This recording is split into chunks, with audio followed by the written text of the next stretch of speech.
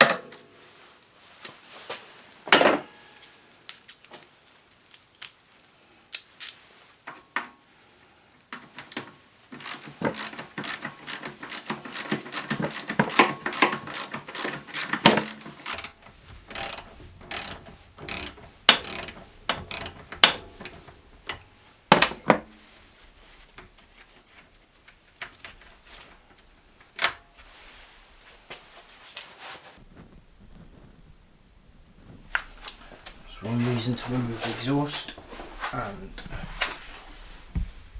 that's the second reason.